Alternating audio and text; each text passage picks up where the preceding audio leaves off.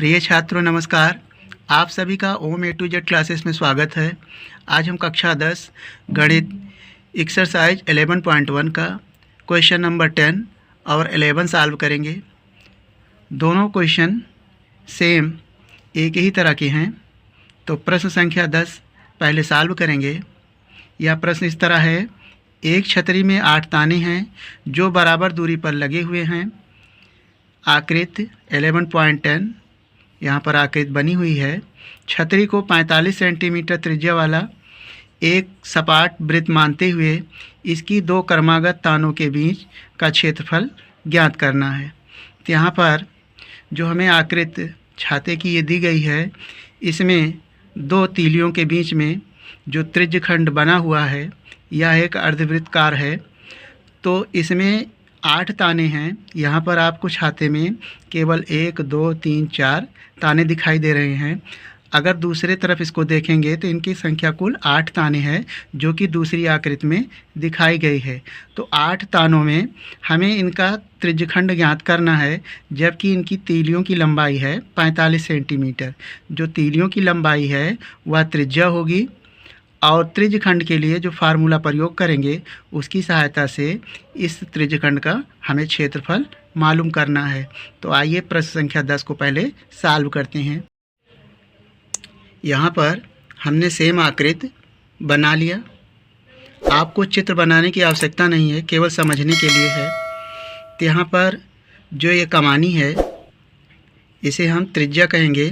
यहाँ पर इस फिगर में जो अलग दिया गया है ये आर है, यानी इसकी लंबाई।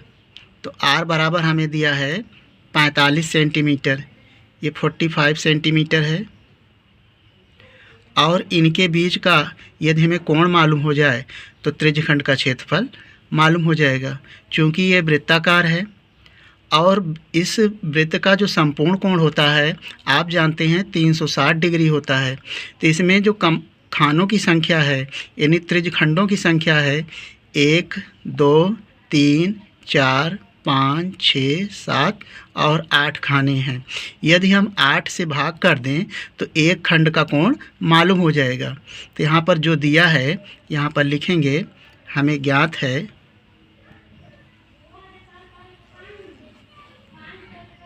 दिया है आर बराबर यानी त्रिज्या 45 सेंटीमीटर, ये हमें मालूम है। और थीटा बराबर यानी कोण कितना हो जाएगा, पूरा कोण 360 है और इसे हम 8 से भाग कर दें, यानी जो इनकी खानों की संख्या है 8 है, इसलिए 8 से भाग किया जा रहा है। तो 8 से भाग करने पर 8 चौक 32 और 4 36 8 पंचे 40।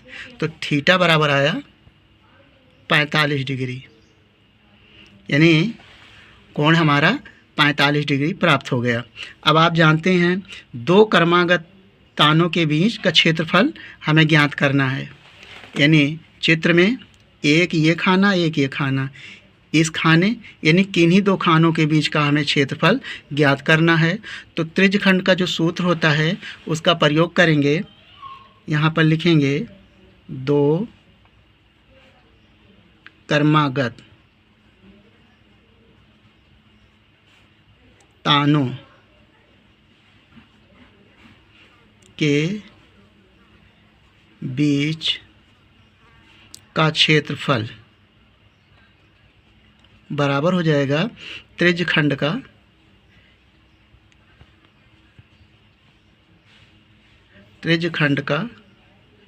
क्षेत्रफल। तो त्रिज्यखंड का क्षेत्रफल का आप सूत्र जानते हैं, क्या होता है, थीटा अपान 360 और पाई आर स्क्वायर। अब उपर्युक्त मान को इसमें रखेंगे। तो थीटा का मान अभी हमने निकाला 45 डिग्री है, 360 और पाई का मान यदि नहीं दिया है तो हम 22/7 का प्रयोग करेंगे। और आर का मान है यानी 45 का वर्ग। तो यहाँ पर इसे काट सकते हैं आप। 45 ये काटेंगे तो 8 बार जाएगा, 8 पंचे 40, 8 चौक 32, 4 36। तो 8 बार में कट गया। और उसके बाद इसे 2 से काट दें। 2 एकन्नम 2, 2 एकन्नम 2, 2 चौको 8, और 45 को 45 से गुणा कर लें। यहाँ पर इस तरफ 45 गुणे 45, 50 25, 5 चौक 20, 2 22, फिर 4 से गुणा करेंगे। 50 25 के 5, 5 चौक 20, 2 22, और ये हो जाएगा 50 25 के 5, 5 चौक 20 और 2 22, फिर 4 से गुणा करें। 4 पंचे 20, 4 चौक 16, 16 2 18, जोड़ लें तो हो जाएगा 5 2 8 2 10, और ये हो जाएगा 1 1 2, तो 2025 आया। तो यहाँ पर लिखेंगे 2025, और इसे 11 से भी गुणा करना है, और 4 सते 28 बराबर 11 से गुणा करें। 11 पचे 55, 11 दूना 22, 22 5 27, और 11 दूना 22 बटे 28। तो यहाँ से 22 275, और ये बटे 28। आप चाहें तो इसे और सरल कर लें, अथवा यहीं पर इसको छोड़ दें, और यही आपका आंसर हो जाएगा वर्ग सेंटीमीटर। यानी सेंटीमीटर में त्रिज्या है, इसलिए मात्रक क्षेत्रफल का वर्ग सेंटीमीटर हो जाएगा। ये आपका अभीष्ट आंसर आ गया। तो प्रश्न संख्या 10 को आसानी से सॉल्व कर लिया गया। अब प्रश्न संख्या हम 11 को सॉल्व करेंगे। प्रश्न संख्या 11 को एक बार पढ़ लेते हैं। किसी कार के 2 वाइपर हैं, परस्पर कभी आच्छादित नहीं होते। प्रत्येक वाइपर की पत्ती की लंबाई 25 सेंटीमीटर है और 115 अंश के कोण तक घूमकर सफाई कर सकता है। पत्तियों की प्रत्येक बुहार के साथ जितना क्षेत्रफल साफ हो जाता है वह ज्ञात कीजिए। तो यहाँ पर आप जानते हैं जो गाड़ी होती है उसमें एक शीशा होता है। शीशा को साफ़ करने के लिए वाइपर का प्रयोग किया जाता है। वाइपर जो साफ़ करता है उसकी लंबाई 25 सेंटीमीटर है। यह आपकी त्रिज्या है और यह 115 डिग्री तक घूम सकता है, अर्थात वह कोण है। तो यह एक त्रिज्यखंड बनाएगा। तो इसके लिए हम एक चित्र बनाते हैं। चित्र बनाने की आवश्यकता नहीं है, लेकिन हम समझने के लिए इसे चित्र बनाते हैं और फिर इसको सॉल्व करते हैं। यहाँ पर हमने एक कार के लिए एक शीशा बनाया और शीशा में प्रयोग होने वाला वाइपर, ये जो रेड कलर का है ये वाइपर है।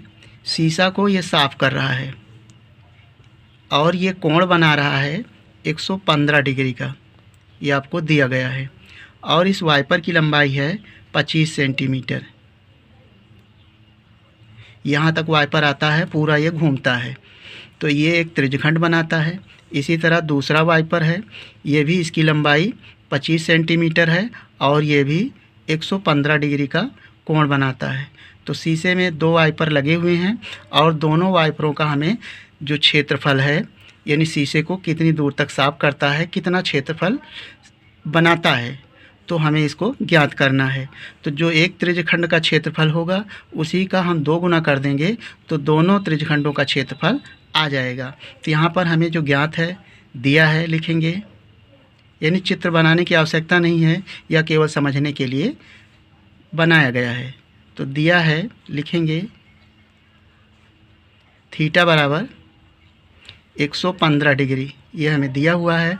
और त्रिज्या भी दी है, यानी पत्ती की लंबाई है, जो वाइपर की पत्ती है, पत्ती की लंबाई बराबर हो जाएगा त्रिज्या, और यह बराबर हो जाएगा जो आर है, आर बराबर हो जाएगा 25 सेंटीमीटर। ठीक, यहाँ तक आपको समझ में आ गया होगा। अब हमें प्रयोग करना है सूत्र का। तो पत्तियों द्वारा साफ किया गया क्षेत्रफल है, यहाँ पर 2 पत्ती है तो लिखेंगे पत्तियों द्वारा साफ किया गया गया क्षेत्रफल बराबर हो जाएगा त्रिज्यखंड, यानी यह जो क्षेत्रफल है वह त्रिज्यखंड बना रहा है, इसलिए त्रिज्यखंड का क्षेत्रफल, त्रिज्यखंड का क्षेत्रफल।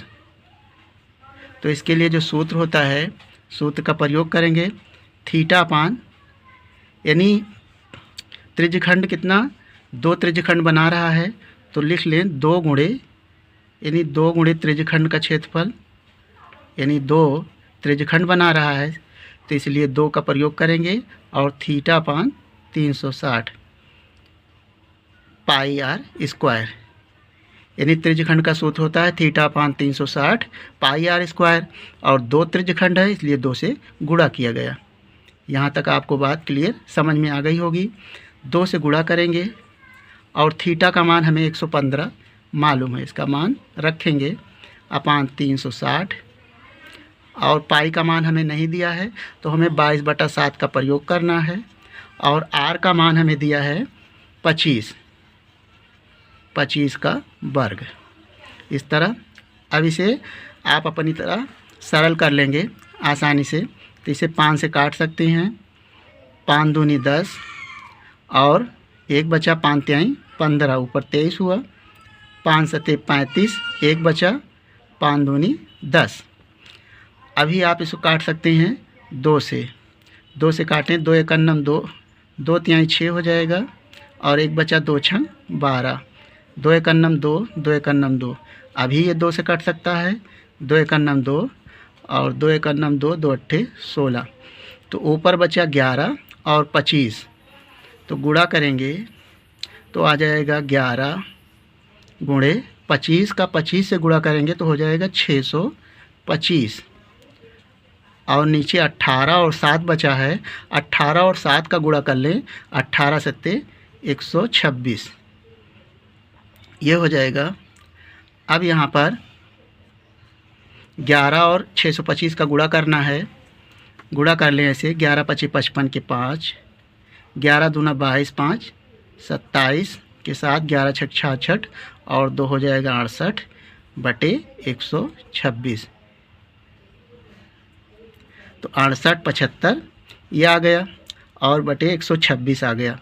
यहाँ पर 23 का भी गुणा करना था, 23 छूट गया है, 23 से भी गुणा करेंगे तो यहाँ पर 23 से अभी गुणा और बाकी है, तो 68 और 75 को 23 से यहाँ पर गुणा कर लें रफ में, 68 75 गुणे 23 गुणा कर लें, 3 पचे 15 के 5, 3 सते 21, 22, 3 अठे 24, 24 2 26, 3 छंग 18, 18 2 20, 2 से गुणा करें, 2 पंचे 10, 2 सते 14, 1 15 के 5, 2 अट्ठे 16, 1 17, 2 छंग 12, 1 13, जोड़ लें, 5 2 6 5 11, 7 1 8, 3 2 5 1, तो आ जाएगा फाइनल आंसर 15 81 25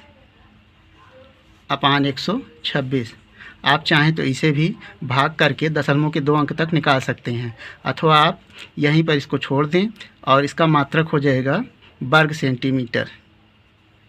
तो इस तरह से ये प्रश्न संख्या 11 को सॉल्व कर लिया गया, यही इसका आंसर हो जाएगा। तो हम आशा करते हैं कि आपको प्रश्न संख्या 10 और 11 समझ में आ गया होगा। आप वीडियो को लाइक कर लें, यदि चैनल पर पहली बार हैं तो चैनल को सब्सक्राइब करके इस वीडियो को अपने दोस्तों के साथ शेयर कर लें। वीडियो देखने के लिए धन्यवाद।